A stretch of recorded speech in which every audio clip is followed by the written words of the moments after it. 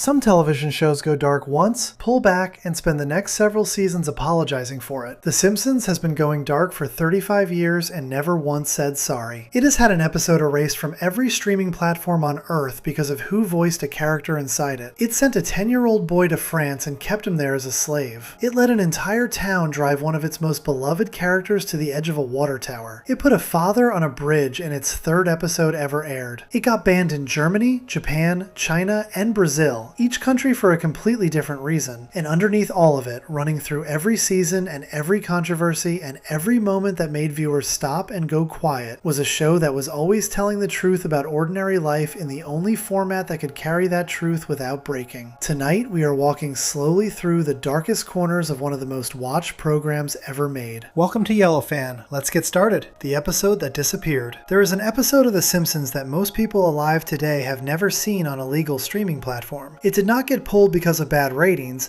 it did not disappear because the writers regretted making it, it was not a low-quality episode tucked away in some forgettable corner of the show's later seasons. By almost every measure, it was one of the most celebrated episodes the show had ever produced. Fans loved it, critics praised it, the people who made it called it one of their personal favorites. For years, it sat comfortably near the top of fan rankings, a warm and clever piece of television that managed to be funny and surprisingly moving at the same time. Then, in 2019, it was gone. Not gradually, not quietly. The decision came swiftly and with a level of seriousness that surprised even longtime viewers of the show. James L. Brooks, one of the most powerful producers in the history of American television and one of the founding forces behind The Simpsons, announced that the episode would be pulled from circulation. Matt Groening agreed. Al Jean, the show's longtime showrunner, agreed. All three of the people most responsible for the show's identity and direction reached the same conclusion at roughly the same time. The episode would not air in syndication. It would not be made available on streaming. It would not be included in any future broadcast packages. The only way to see it now is through unofficial means, through old recordings and uploaded copies that exist in the corners of the internet beyond any studio's control. The episode is called Stark Raving Dad. It is the first episode of season 3, which aired in 1991, and the reason it no longer officially exists has everything to do with a man named Michael Jackson. To understand how an episode this beloved ended up being buried, it helps to go back to how it was made in the first place. In the early 1990s, The Simpsons was still a relatively young show. It had debuted in 1989 and quickly become one of the most talked about programs on American television. Michael Jackson, at the same time, was arguably the most famous person on the planet. He was at the absolute peak of his cultural influence, a figure so large and so universally recognized that his name alone could stop a conversation. So when the writers of The Simpsons learned that Jackson was a genuine fan of the show and wanted to be involved in some way, the opportunity felt almost surreal. Jackson's involvement came with an unusual condition. He did not want to be publicly credited for his work on the episode. This was partly a contractual matter related to his recording deal, but it also reflected something about the nature of the role he was being asked to play. His character, a large, gentle man named Leon Kompowski, claimed to be Michael Jackson. The joke worked best, the writers felt, if audiences were left uncertain about whether the real Jackson was actually behind the voice. So the episode went out into the world with the name John J. Smith in the credits, a pseudonym that satisfied the legal requirements while preserving the ambiguity the show was trying to create. The episode itself is, by any fair reading, a warm piece of television. Homer is sent to a mental institution after wearing a pink shirt to work, a detail that his boss, Mr. Burns, takes as evidence of mental instability. At the institution, Homer meets Leon, who speaks in a voice that sounds strikingly like Michael Jackson, and who sincerely believes himself to be the king of pop. Homer, being Homer,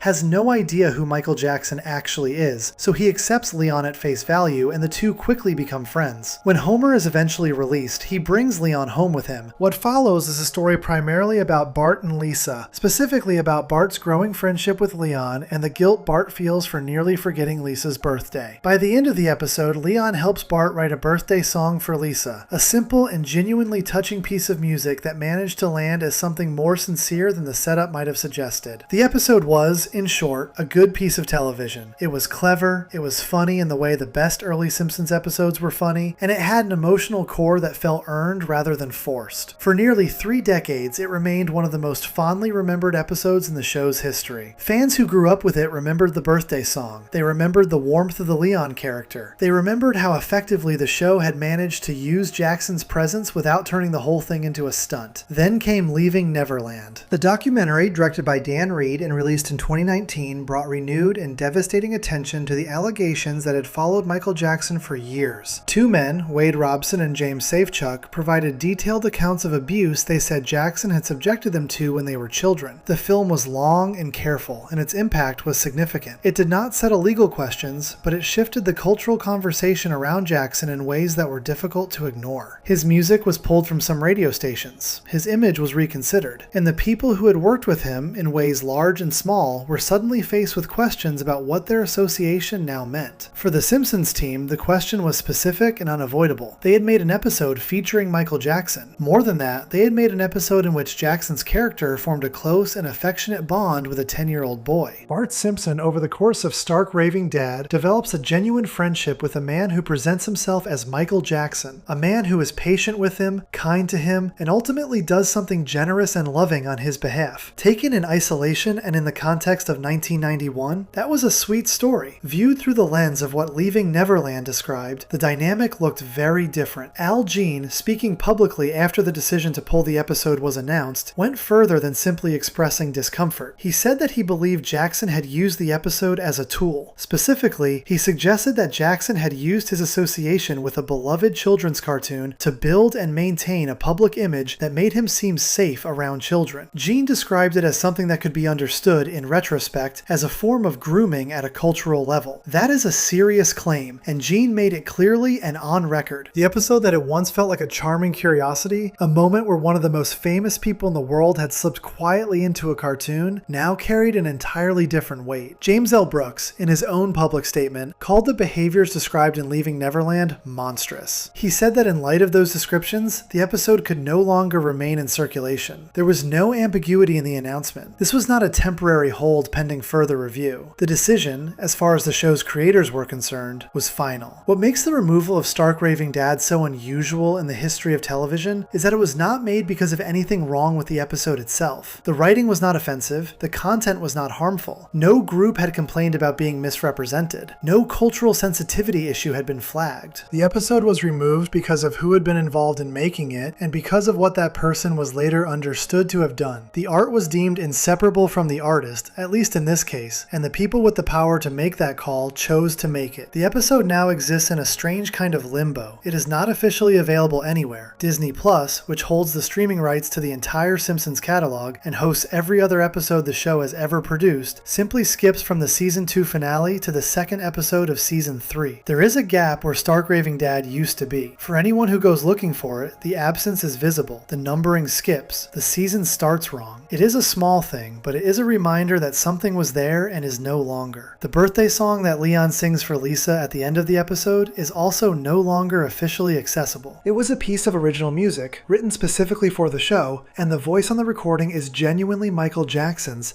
even if the character was supposedly someone else. The song cannot be streamed. It cannot be purchased. For a generation of viewers who grew up watching that episode and remembered that song with real fondness, its disappearance is its own kind of loss, separate from the much larger and more serious reasons behind the decision. There are people who argue that removing the episode was the wrong call, that the episode itself did nothing wrong, and that punishing a piece of television for the crimes of someone tangentially connected to it sets a troubling precedent. There are others who argue that the decision was not only correct but necessary, that keeping the episode available would have meant continuing to profit from Jackson's participation in a show aimed at families and children. Both positions have been expressed clearly and thoughtfully by people with no obvious axe to grind. The creators of the show landed firmly on one side of that debate, and their decision has held. What remains is the gap. A gap in the streaming library, a gap in the memories of fans who remember something that can no longer be officially confirmed to exist, and a gap in the story of a show that has otherwise documented nearly 4 decades of American life with remarkable consistency. Stark Raving Dad was the first episode of The Simpsons' 3rd season. It aired on September 19th, 1991. For most practical purposes, it now belongs to a part of the show's history that the show itself has chosen to leave behind. That choice, and the reasons behind it, say something about how much the world changed between 1991 and 2019. The Simpsons was made in a specific cultural moment by people who were working with the information and the moral frameworks available to them at the time. When those frameworks shifted, the people responsible for the show had to decide what to do with the record of what they had made. In this one case,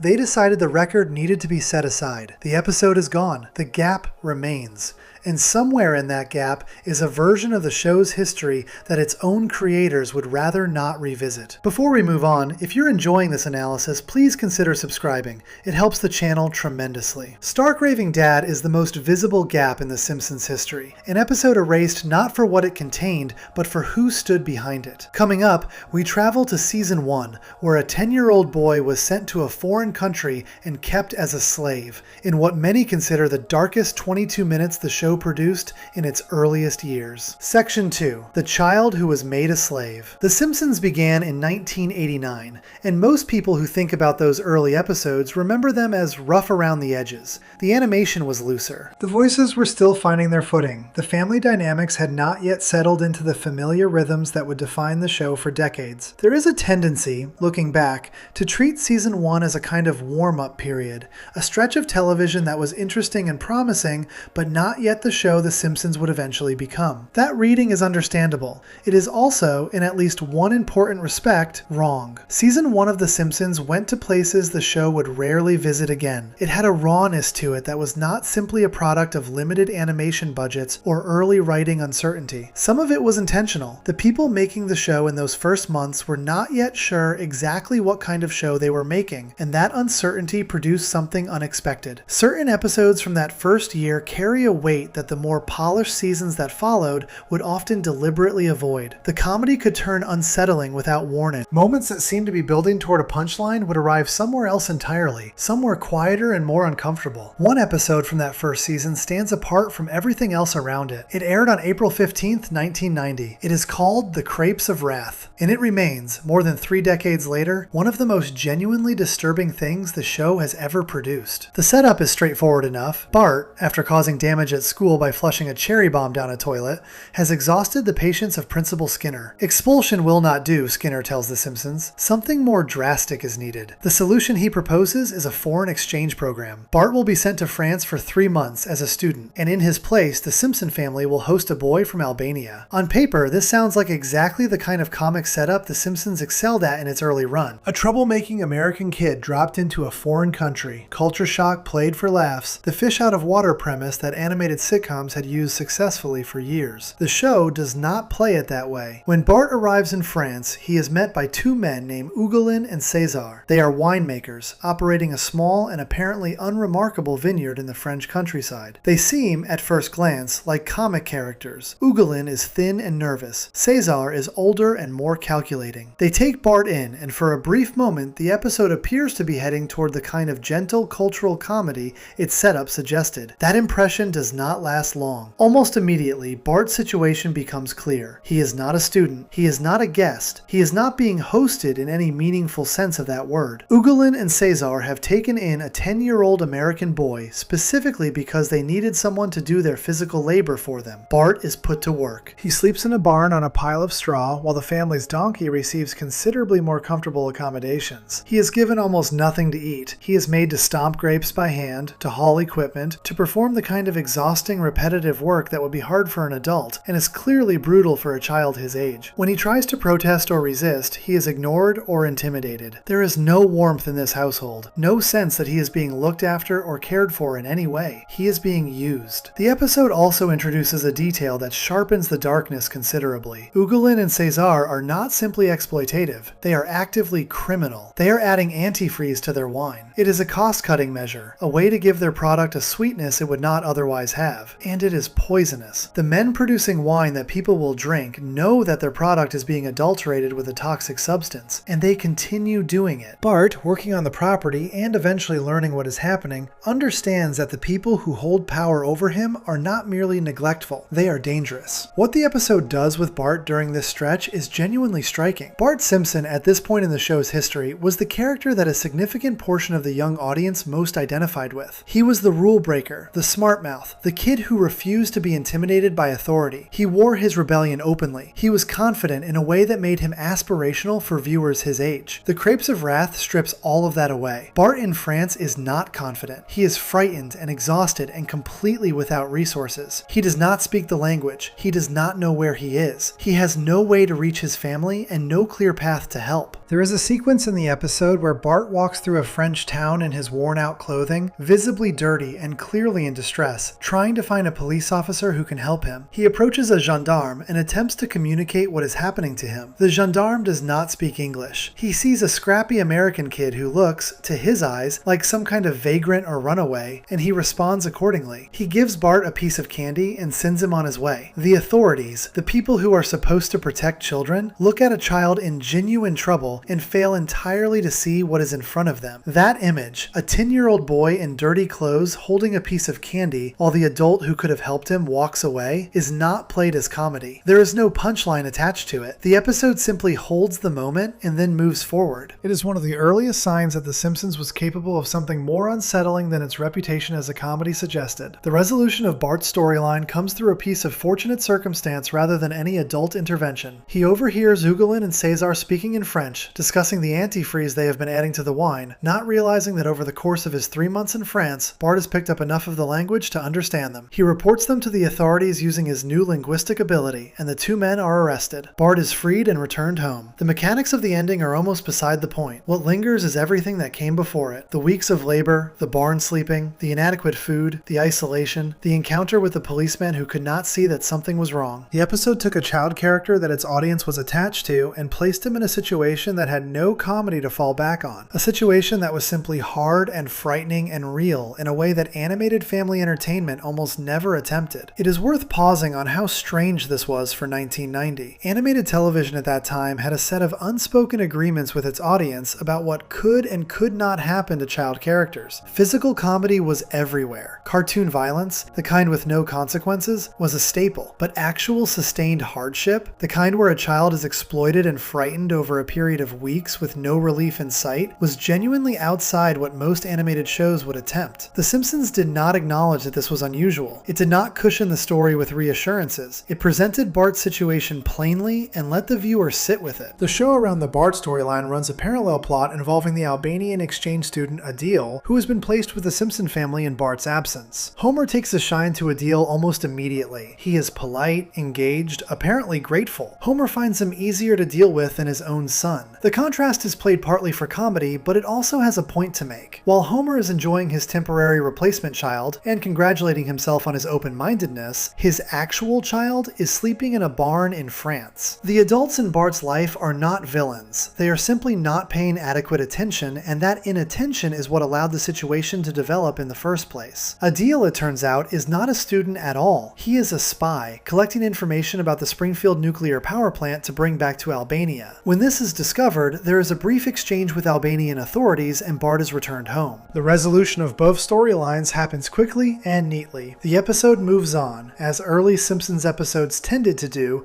without dwelling on what has just occurred. But viewers dwell on it, or at least many of them have over the years. The Crepes of Wrath has attracted a specific kind of attention from people revisiting the show's first season with adult eyes. The episode is frequently cited as a moment where the show revealed something about what it was capable of, a willingness to take its youngest and most beloved character to a genuinely uncomfortable place without the safety net of resolution or humor to soften the landing. There is also something worth noting about what the episode was not doing. It was not attempting to be a social commentary on child labor or exploitation. It was not trying to teach its audience a lesson about the dangers of foreign exchange programs or the risks children face when they are placed in unfamiliar environments without adequate oversight. It was not a public service announcement dressed up as entertainment. The Crepes of Wrath was simply telling a story, and the story it chose to tell happened to be genuinely dark. The darkness was not decoration, it was the point. What Bart goes through in that episode is not far removed from what real children experience in real circumstances around the world. Children who are trafficked, children who are used for labor, children who find themselves in the care of adults who view them as resources rather than people. The Simpsons did not frame it in those terms. It did not ask its audience to connect the dots to real-world parallels, but the parallels are there, and they are hard to miss once seen. The episode remains in the official canon. Unlike Stark Raving Dad, it has never been pulled from streaming or removed from circulation. It sits there in Season 1, available to anyone who goes looking for it, ready to surprise viewers who come to it expecting the gentler rhythms of the show's later years. Some of them are surprised. Some of them, particularly those who first watched it as children and are returning to it as adults, find that it lands completely differently than they remembered. That is, perhaps, the most interesting thing about the Crepes of Wrath. It was made for children, and children watched it, and most of them absorbed it without fully processing what they were seeing. seeing. The comedy of the surrounding show, the warmth of the family, the general reassurance that everything would work out, provided enough cover that the genuine darkness of Bart's situation did not fully register in the moment. It registered later. It registers now, for people watching it with the context that adulthood provides. The show's first season was not always gentle. It was sometimes willing to look directly at something hard and hold it there without flinching. The Crepes of Wrath is the clearest example of that impulse, and it is still, more than 3 decades after it first aired, one of the most quietly difficult things the show ever made. Before we move on, if you're enjoying this analysis, please consider subscribing. It helps the channel tremendously. The Crepes of Wrath showed a child exploited by strangers in a foreign country, with no one paying close enough attention to notice. Coming up, the darkness moves closer to home, as an entire town turns against one of its own children and pushes him towards something that should never have made it into a primetime animated comedy. Section 3. The town that drove a boy off a building. There is a particular kind of cruelty that does not come from villains. It does not require malice in the traditional sense. It does not need a single person to decide that they want to cause harm. It can emerge from a crowd, from a community, from ordinary people who each contribute a small amount of meanness that accumulates into something genuinely destructive. Most television, animated or otherwise, tends to keep this kind of cruelty at a safe distance. It is easier to tell stories where the harm comes from somewhere identifiable, from a bad person or a clear antagonist, because that framing lets the audience feel comfortable. The harm is over there. The harm belongs to someone else. The Simpsons, in season 18, made an episode that did not offer that comfort. It placed that diffuse, community-level cruelty at the center of its story, aimed it at a child, and followed the consequences further than almost anyone expected a primetime animated comedy to go. The episode is called The Boys of Bummer. It aired on April 29th, 2007, and it remains one of the most debated and genuinely upsetting episodes in the show's long history. The setup is simple. Bart is playing in a Little League championship game for the Springfield Isotopes. The game comes down to a crucial moment, and Bart drops a fly ball that costs the team the championship. It is a mistake. A single error in a single game played by a 10-year-old child. In almost any other episode of almost any other show, this would be the starting point for a story about resilience, about picking yourself up,